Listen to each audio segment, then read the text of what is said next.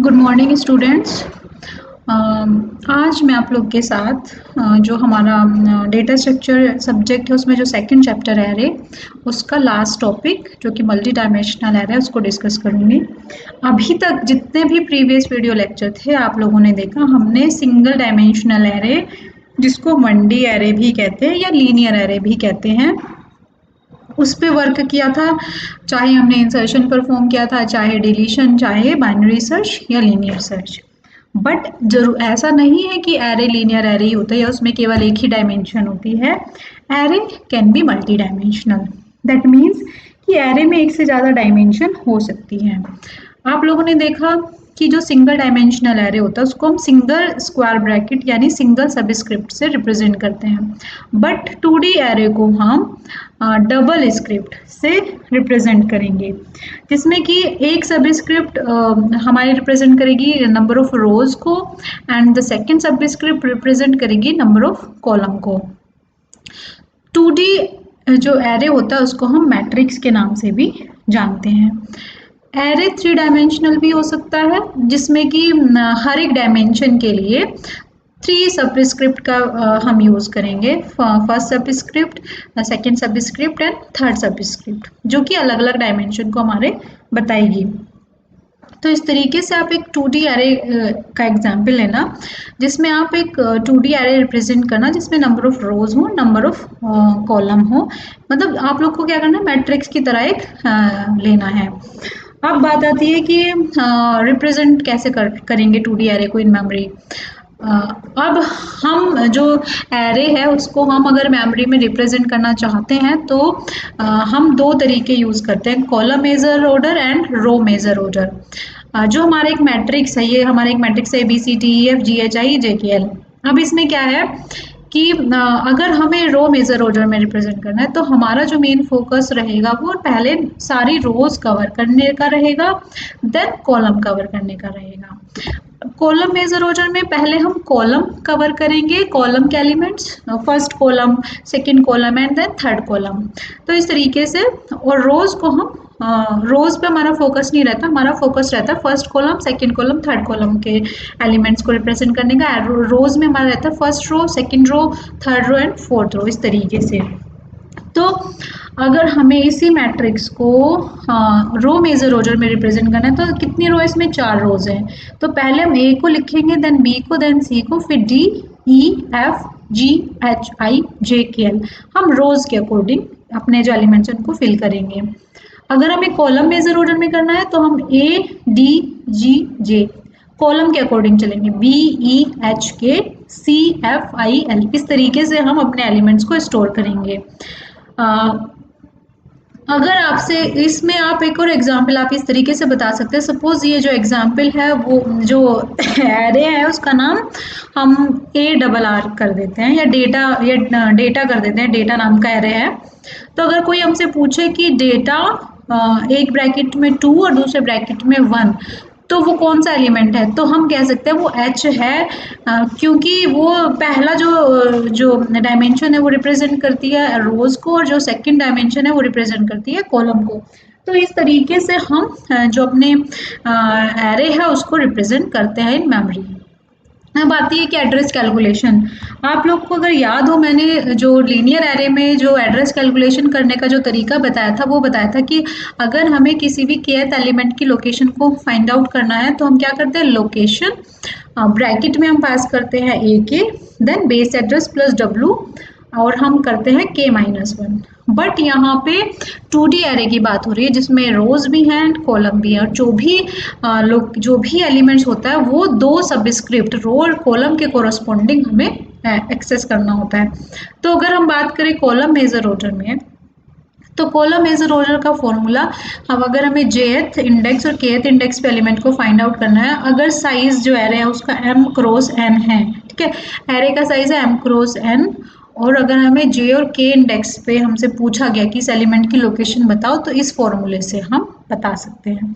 अगर रो major order की बात करी तब हम इस वाले फॉर्मूले का यूज करके उस एलिमेंट की लोकेशन को बताएंगे। डिफरेंट डिफरेंट फॉर्मूला है, ये लीनियर एरे के फॉर्मूले को ही एक्सटेंड करके मिला है। इसमें अब हम मैट्रिक्स मल्टीप्लिकेशन, मैट्रिक्स एडिशन ये सब परफॉर्म करेंगे। इसके लिए भी मेरे जो वीडियो चैनल है मैंने उसमें मैट्रिक्स एडिशन का और मैट्रिक्स मल्टीप्लिकेशन का प्रोग्राम सी में बहुत अच्छे से एक्सप्लेन किया है, आप वहाँ भी रेफर कर सकते हैं। मैं यहाँ पे आप लोग के साथ उसकी सिर्फ एल्गो डिस्कस करूँगी, ठीक है। तो बात करते हैं नेक्स्ट जो टॉपिक है इसी का, वो है स्पार्स मैट्रिक्स। हम टू डायमेंशनल एरे को ही मैट्रिक्स कहते हैं। अब बात आती है स्पार्स मैट्रिक्स की। दो वर्ड होते हैं, स्पार्स एंड डेंस। डेंस मतलब घना, स्पार्स मतलब जो अलग अलग चित्रा टाइप का होता है। तो स्पार्स मैट्रिक्स कैसा होता है, ऐसा मैट्रिक्स जिसमें वैल्यू बहुत दूर दूर हो, ठीक है, दूर दूर बैठे हों सब लोग इस तरीके से। स्पार्स क्लास दैट मीन्स कि स्टूडेंट्स बहुत दूर दूर बैठे हैं। डेंस मतलब बहुत कंजेस्टेड होके एक दूसरे के पास हटके बैठे हैं।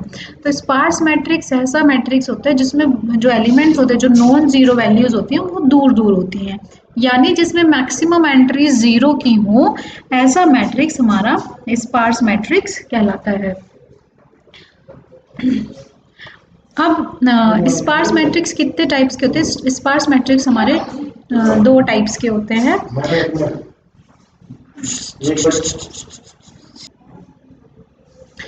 तो जो हमारा ये स्पार्स मैट्रिक्स होता है वो दो प्रकार का होता है, try diagonal matrix and triangular matrix. Try diagonal matrix वो मैट्रिक्स होता है जिसमें जो नॉन जीरो एंट्रीज होती है वो डायगोनल पर या डायगोनल एलिमेंट्स के जस्ट नीचे या ऊपर ही मिलती है। ट्रायंगुलर मैट्रिक्स वो मैट्रिक्स होता है जिसमें नॉन जीरो एंट्रीज डायगोनल के बिल्कुल नीचे या डायगोनल के ऊपर मिलेंगी। ये भी दो टाइप का होता है ट्रायंगुलर मैट्रिक्स भी, लोअर और अपर। जो लोअर ट्रायंगुलर मैट्रिक्स होता है उसमें जो नॉन जीरो एंट्रीज होती है वो डायगोनल के नीचे मिलती हैं और अपर ट्रायंगुलर में डायगोनल के ऊपर नॉन जीरो एंट्रीज मिलती हैं। तो इस तरीके से आप एग्जाम्पल दे सकते हैं स्पार्स मैट्रिक्स का। आप उसमें ट्रायंगुलर में आप इस तरीके से बना सकते हैं कोई भी मैट्रिक्स, और ट्राई डायगोनल में बस आप लोग को ध्यान रखना है कि जो भी नॉन जीरो एंट्रीज होंगी वो डायगोनल पर या डायगोनल के ऊपर या नीचे ही मिलेंगी। नेक्स्ट जो है हमारा एल्गोरिदम फॉर मैट्रिक्स मल्टीप्लिकेशन। पहले मैट्रिक्स मल्टीप्लिकेशन के एल्गोरिदम बताने से पहले मैं आप लोग को बताना चाहती हूँ कि हम मैट्रिक्स मल्टीप्लिकेशन कब कर पाते हैं। सपोज ए और बी दो मैट्रिक्स है और हम उनको उनके जो रिजल्ट है उसको स्टोर करना चाहते हैं। तो जो मैट्रिक्स ए है हमारा, सपोज इसका साइज आर और सी है, R1 और C1 है। R रिप्रेजेंट कर रहा है इसके रो एंड C रिप्रेजेंट कर रहा है इसके column, and B R2 and C2 से हम इसको रिप्रेजेंट कर रहे हैं। हम ए और बी को कब मल्टीप्लाई कर पाएंगे? हम ए और बी को तब मल्टीप्लाई कर पाएंगे जब ए की कॉलम बी की रोज के इक्वल हो। यानी अगर कोई मैट्रिक्स 2/3 का है ए और बी 3/4 का है तो हम मैट्रिक्स को मल्टीप्लाई कर पाएंगे, जो रिजल्टेंट मैट्रिक्स होगा उसका साइज होगा 2/4। अगर जो मैट्रिक्स है उसका साइज 2/3 है, बी का भी साइज 2/3 है, तो हम इस मैट्रिक्स को अगर इक्वल इक्वल साइज के हैं तो हम मल्टीप्लाई नहीं कर पाएंगे, बिकॉज ए की कॉलम बी की रोज के इक्वल नहीं है। ठीक है, तो इस तरीके से तो पहले आपको बेसिक आइडिया होना चाहिए कि मल्टीप्लिकेशन हम किन दो मैट्रिक्स के कर सकते हैं। सपोज अब हमारा जो ए मैट्रिक्स है उसका साइज आई और जे है, आई और के है, बी का साइज के और जे, के क्रॉस जे है। तो अब हमें एक लूप चलाना है, फॉर लूप 1 to n तक, जे भी 1 to n तक चलेगा।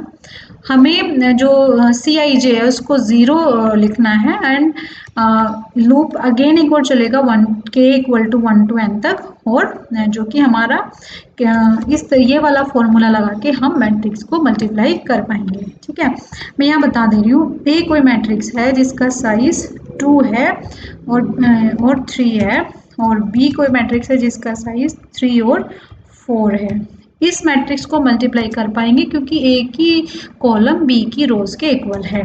तो हमें क्या चलाना है, एक लूप चलाना है जो हमारा 0 टू हमारा रो तक चलेगा, ठीक है, यानी 1 तक। 2 तो साइज बताता है, लेकिन अगर हम इसे रिप्रेजेंट करेंगे तो 0 1 से रिप्रेजेंट करेंगे, कॉलम को 0 1 2 से रिप्रेजेंट करेंगे।